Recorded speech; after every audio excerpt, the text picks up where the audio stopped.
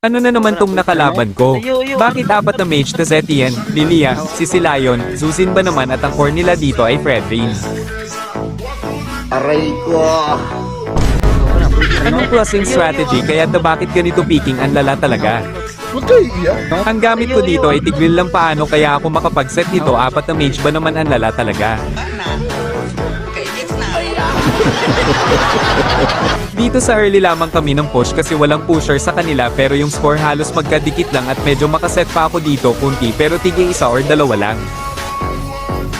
Patay ka. Yo. Nay. Lord na. Lord.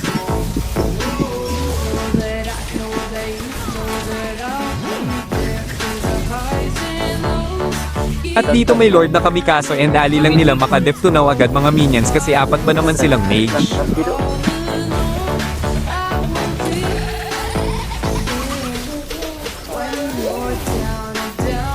Tower lock marksman. Ay, namatay mo. Ay. At dito sa pangalawang lord hindi na naman namin na-end ang bilis talaga nila mag-clear at nahirapan pa ako mag-set kasi hirap nila lapitan. Hindi rin. Nahug soda.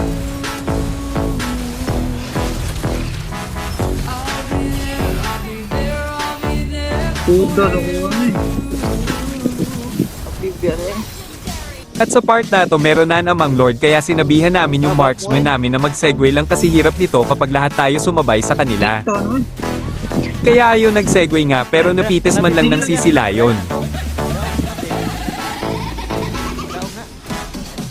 Puli ay. Kapag yata buhay ko. Dua minute.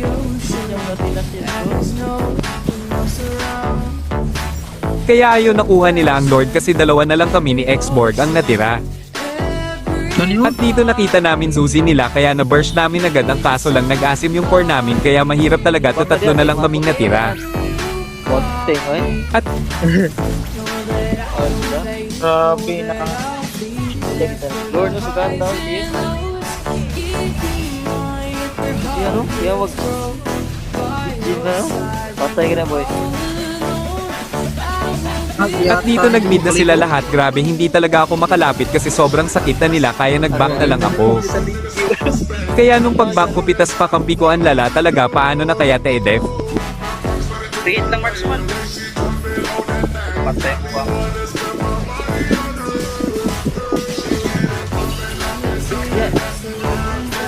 Paduman ang score is.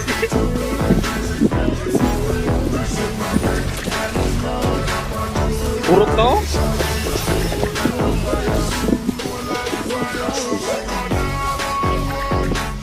Papulit ko. Kakilit boy.